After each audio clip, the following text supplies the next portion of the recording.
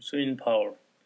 Since, as previously discussed, most of our history unfolds during the hunting-gathering stage, this method of resource extraction has been subject of intense scrutiny. But once plants and animals are domesticated, hunting loses its privileged status as a key element in universally recognized mode of production.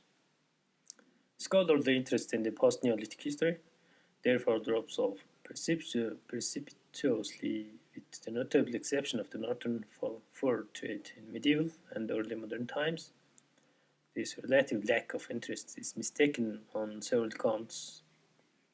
First, as just argued, hunting continued to have an important economic function as a source of nutriment and trade goods, and second, hunting particularly, one of elite level, performed in most agrarian and pastoral societies in an array of important political functions. Much of has been missed, or at least undervalued.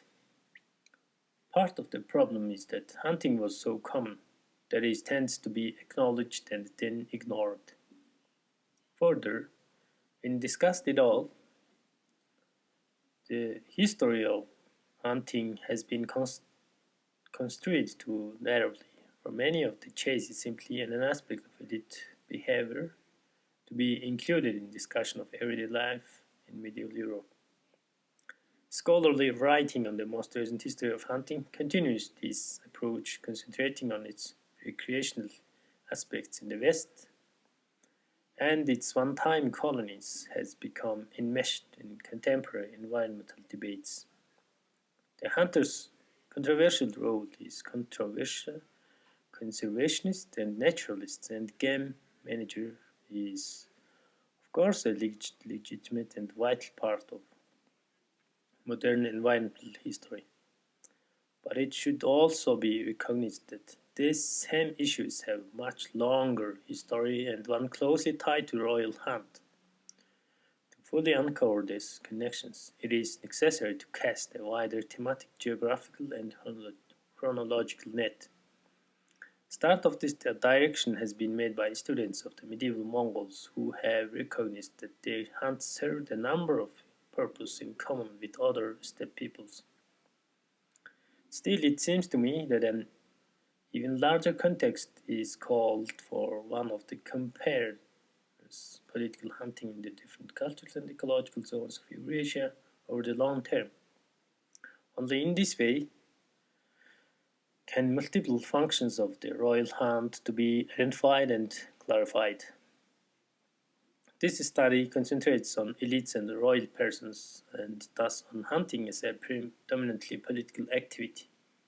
And while avowedly writing a history from the top down, general populace and the equal importance to the animals will receive their share of attention. So, too, will the environmental and cultural dimensions of royal hunt.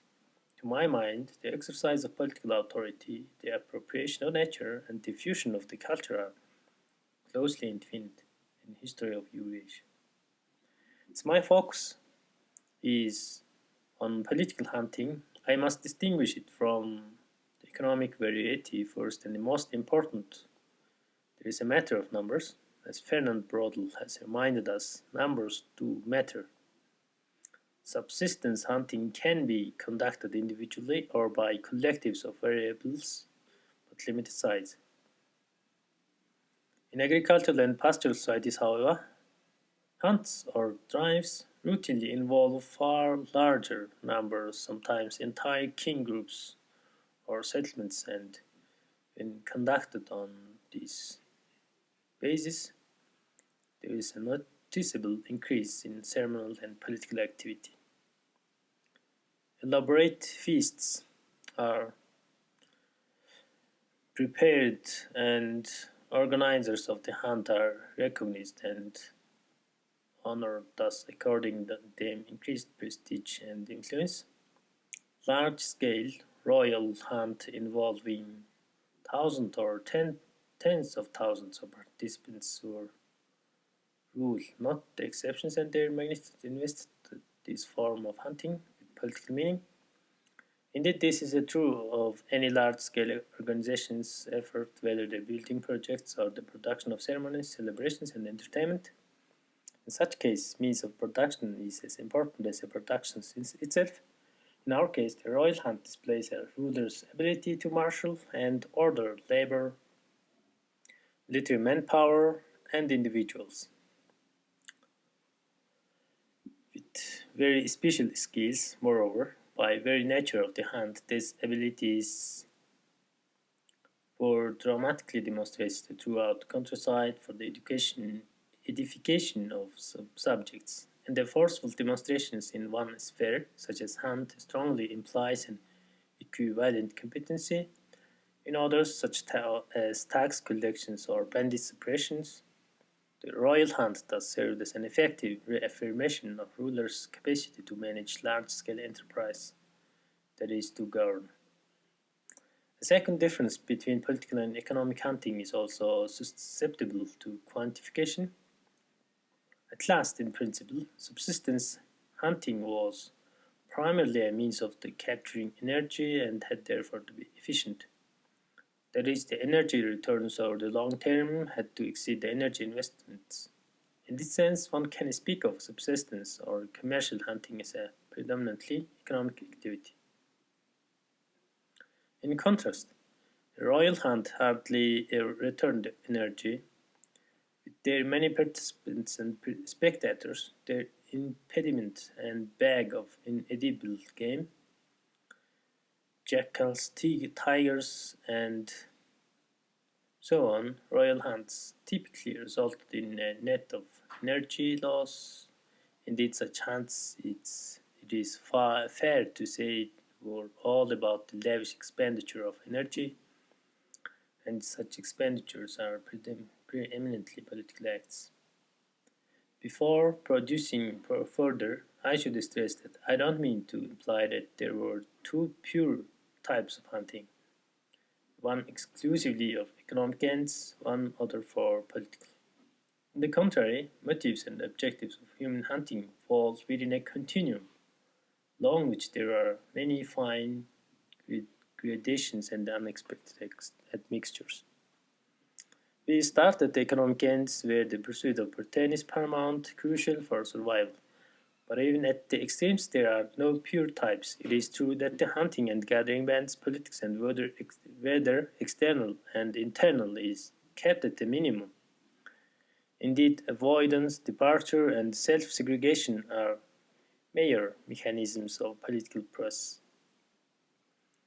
Still, it would be mistaken to think of the subsistence hunters as completely apolitical, and societies do have politics, but a special kind.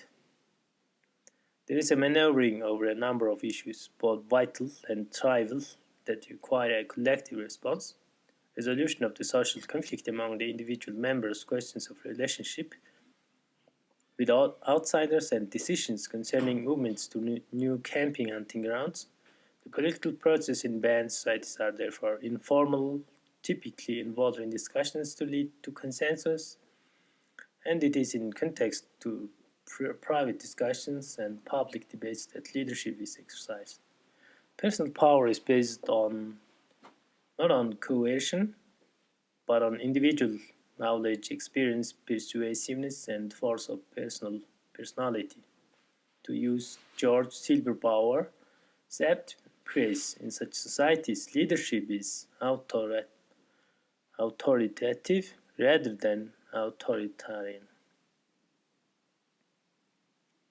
In the middle range of the continuum, there are those admixture in which economic and political motivations are more or less evenly balanced. Manchuria can serve as an illustration. Here the subsistence pattern from the Neolithic down to the 19th century was a combination of small-scale agriculture, sedentary animal husbandry, craft production, fishing, and hunting for pretend or profit, and the quest of political power.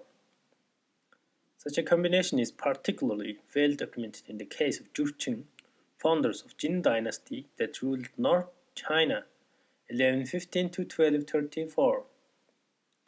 At opposite end of the continuum, where hunting was pursued primarily for political ideological ends, its other functions were never entirely submerged.